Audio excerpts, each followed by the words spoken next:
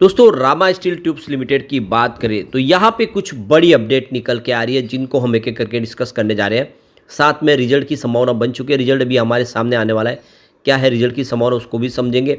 और green energy और defence sector में एंट्री करने वाले रामा स्टील ट्यूब्स लिमिटेड जो लगातार अच्छा बोनस भी देता है, क्या निवेश का ये सही मौका है कि स्टॉक आज कुछ पॉजिटिव जोन में दिखाई दे रहा है। जैसे ही बाजार में थोड़ी सी रिकवरी दिखाई दे रही है, स्टॉक बेहतर करने की कोशिश करता है। क्या आने वाले समय रामा स्टील में फिर शानदार तेजी आएगी, क्योंकि 17.5 की हाई बनाने के बाद स्टॉक इस समय काफ़ी करेक्ट हो चुका है। क्या है आगे की रणनीति उसको समझेंगे। लेकिन फ्रेंड्स उससे पहले अगर आप पहली बार हमारे चैनल पे आए तो चैनल को सब्सक्राइब कर दीजिए, एक बेल आइकॉन दबा दीजिए ताकि जब भी नया वीडियो बने पहला नोटिफिकेशन आपको मिले। वीडियो पसंद आए तो लाइक से ज़रूर कीजिए। चलो फ्रेंड्स वीडियो स्टार्ट करते हैं। मैं हूँ आपका दोस्त एस बी दवे और हमारे अपने चैनल ऑनलाइन कमाई में आपका बहुत बहुत स्वागत है।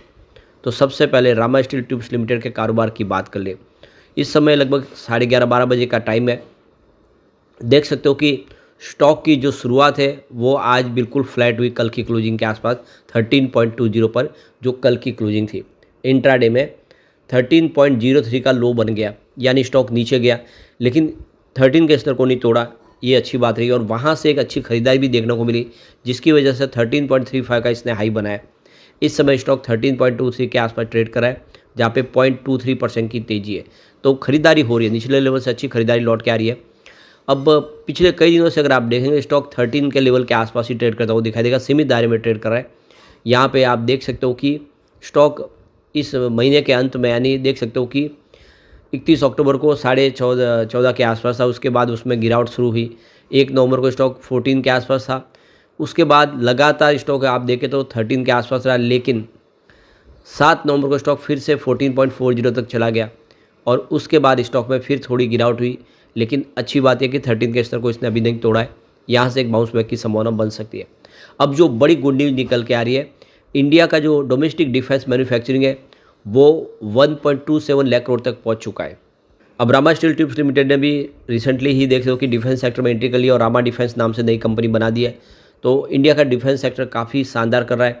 हमारी जो मैन्युफैक्चरिंग कैपेसिटी वो तेज़ी से बढ़ रही है। तो ये एक बड़ा अचीवमेंट है। 1.27 लाख करोड़ रुपए का देख सकते हो कि इक्विपमेंट का जो डिफेंस इक्विपमेंट का बिजनेस है वो उसको क्रॉस कर चुका है। और इससे हम क्लियरली कह सकते हो कि आत्मनिर्भर भारत के तहत इंडिया बहुत तेज़ी से ग्रो कर रहा है।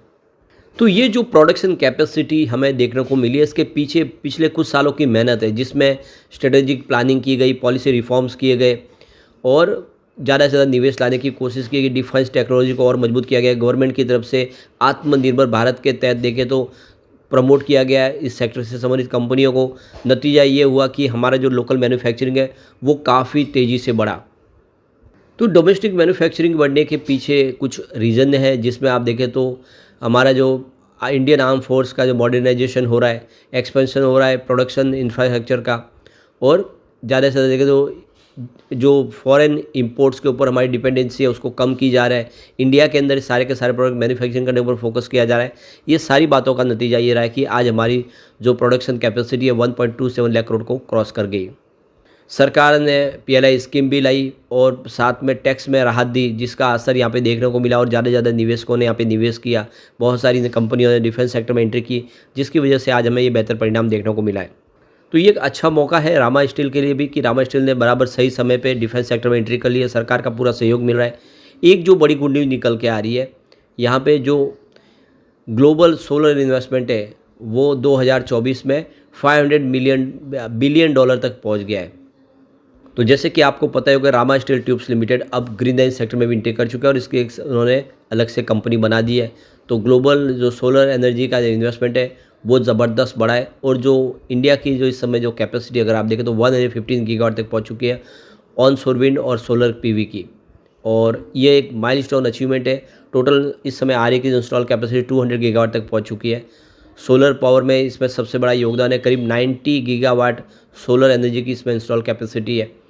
तो जो टारगेट इंडिया का है कि 500 गीगावाट की कैपेसिटी पाना है 2030 तक, वो यहाँ पे अब सब होता हुआ दिखाई दे रहा है। हर साल कम से कम 50 गीगावाट की कैपेसिटी को इंस्टॉल करना होगा। तो देख सकते हो कि इस सेक्टर में तेज़ी से संभावना पॉजिटिव बनने लगी है। सरकार का पूरा सहयोग मिल रहा है। ऐसे में आने वाले समय देख सकते हो कि रामा स्टील ट्यूब्स लिमिटेड भी बेहतर कर सकता है, क्योंकि कंपनी सोलर स्ट्रक्चर वगैरह बना रही है और बहुत सारे सोलर प्रोडक्ट के लिए कंपनी काम कर रही है। इन्होंने सब्सिडीज कंपनी के साथ में, कुछ कंपनियों के साथ में पार्टनरशिप का ऐलान भी कर दिया है। कंपनी लगातार अपने कर्ज को भी कम कर रही है और ऐसे में हम कह सकते हैं कि आने वाले समय रामा स्टील ट्यूब्स लिमिटेड में उम्मीद बेहतर दिख रही है। स्टॉक, छोटा सा स्टॉक बड़ा धमाका कर सकता है। अब जो सबसे बड़ी बात है कंपनी का Q2 का रिजल्ट, तो देख सकते हो कि 14/11/2024 यानी परसों हमारे सामने Q2 का रिजल्ट होगा। पिछले रिजल्ट काफ़ी बेहतर थे, उम्मीद है कि इस बार भी रिजल्ट बेहतर होगा और रिजल्ट अच्छा होगा तो फिर शानदार तेज़ी की संभावना बन सकती है। पिछले रिजल्ट की अगर हम बात कर लें तो लगातार हर साल रिवीजन में प्रॉफिट बढ़ रहा है। 2020 में कंपनी का 352 करोड़ के आसपास रेवेन्यू था, जो लगातार बढ़ते हुए 2024 में 1046 करोड़ तक पहुंच गया है। ज़बरदस्त जंप देखने को मिला है और रेवेन्यू ये पे कह सकते हैं कि 3 गुना बढ़ा पिछले 4 सालों में और ये बहुत बड़ी एक जीत है। प्रॉफिट में भी ज़बरदस्त जंप है।